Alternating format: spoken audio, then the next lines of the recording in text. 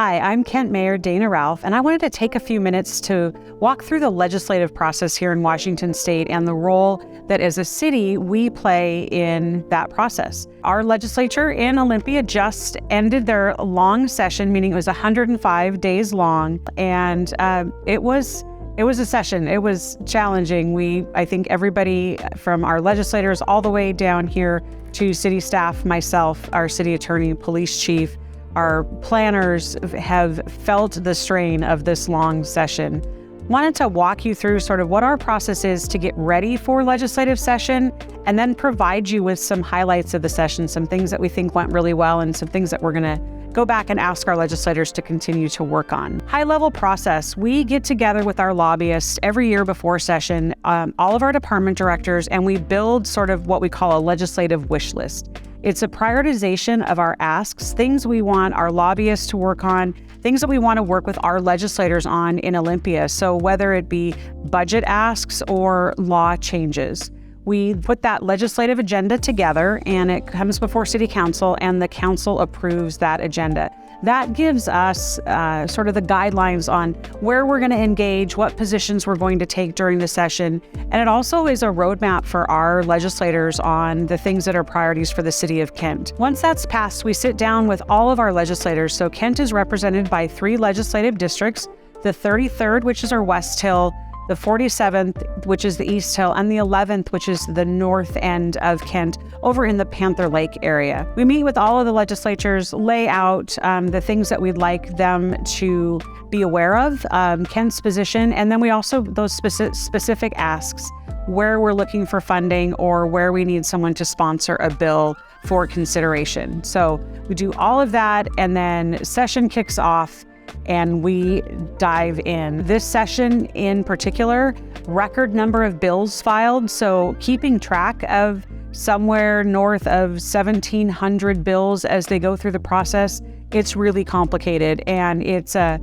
process of our lobbyists letting us know where things are at, those emails coming to the city, to our staff, to weigh in and provide feedback on things that look really good in those pieces of legislation to things that we're concerned with, and then really present back what we would like to see happen. So that goes on all the way through session as bills work through committee, are voted on by one chamber, and then moved over to the other. So a lot of engagement. I can tell you that I spent a lot of very late nights, early mornings, Saturdays and Sundays, working both with city staff, our legislative delegation, as well as our lobbyists on those things as things move fairly quickly. I want to highlight a couple of big wins that we had, and you'll hear some more about this in some upcoming videos, but street racing, we requested that the Senate consider a bill around deterring illegal street racing. Senator John Lovick was a champion for that bill, and we are very, very grateful. One of our commanders here in the city of Kent is really considered a subject matter expert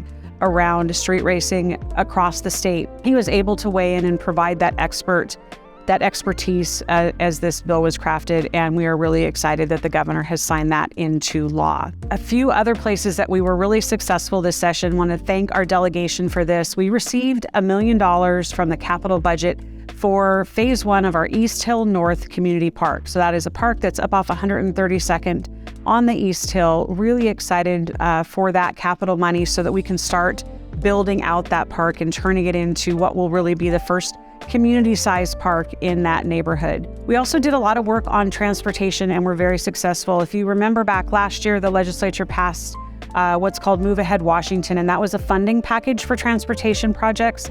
We spent a lot of time this year weighing in and asking for positioning as that money comes into the state over a period of years. This year, the legislature allocated particular projects and lined it up with funding years. Some of the projects that we worked on this year for prioritization and when the money is going to be coming to us to these projects, Rapid Ride I that will be coming across the East Hill and down into the valley.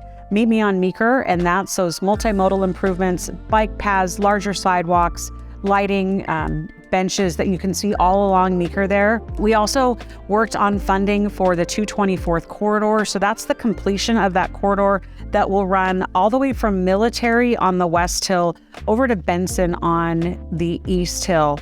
We've got 2 grade separations in the middle there, and you'll be able to go across that corridor without being stopped by a train, and it will improve capacity and add another one of those east-west connectors for the city of Kent.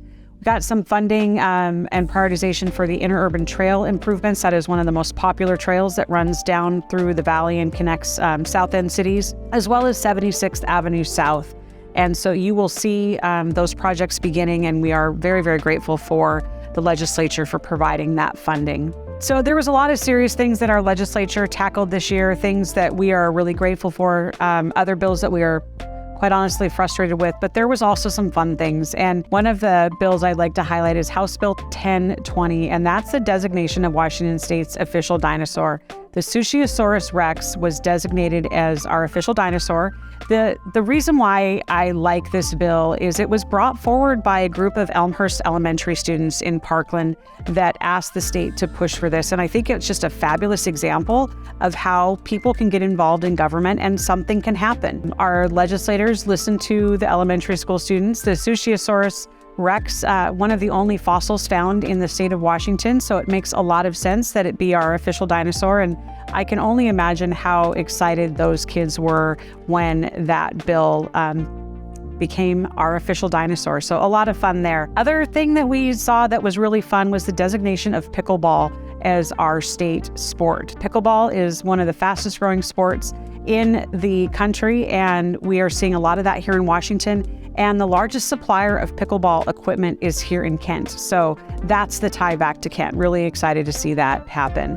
Like I said, a lot happened in this legislative session. We put a lot of time and effort into it, making sure that as legislation was going through the process, we were weighing in and representing the interests of the city of Kent. I can't understate the importance of that enough. We were there fighting for our residents, our business owners, making sure that our legislators were aware of the impacts of the things that they were discussing. I think sometimes it's really important to put that real life story to what can sometimes be, words on a page. So spent a lot of time testifying. The 2 themes that really rose to the top in this session were public safety and housing. So on the public safety front, had a chance to have a conversation with the chief to talk through some of those public safety bills, the street racing bill, the Blake decision around drugs, pursuits, and those kind of things. And I would ask that you watch for that video. It's going to be coming out in the next couple of days, just to it's a deep dive into the things that we felt like were really important coming out of the legislative session. The other one was housing. This was a session of housing, more housing-related bills this session than we've ever seen before, and really detailed, in-depth bills. So I think that we're all on board that there is significant need for additional housing across the state. That is something that I have not heard a single argument about. Where we weighed in was, does it make sense for the legislature to pass blanket changes that cities then have to respond to? Or I think our request would be that we are able to, as a jurisdiction, to figure out how to implement these housing strategies in a way that makes sense in our community. Extremely proud that the city of Kent has taken our housing goals, the target set for how many units of housing we need to build each year, very seriously, and we've met those growth targets year over year over year. So we did have some frustration when it came to some of the mandates that came out of the legislature this session for a variety of reasons, but also it was reassuring on other fronts that we're on the right path. A lot of the things that were implemented, say around accessory dwelling units, we're already doing them in Kent. We're already taking those actions. Even on middle housing, we have allowed for middle housing types for many years here in the city of Kent. So we've got a video coming out that it's a conversation between Kristen Holsworth, our long-range planning manager, and myself talking through those bills on the housing front. So as you can see, really busy session, 105 days long. I think we're all happy that it's over. And now our job at the city level is really to dive in and figure out what it looks like to implement these laws here in the city of Kent, and then start our conversations as we head into session for next year. Take a look at those videos. I think you'll find them really interesting and gives you a good perspective on where the city of Kent stands on the things that happened this session and what we'll be looking for next session.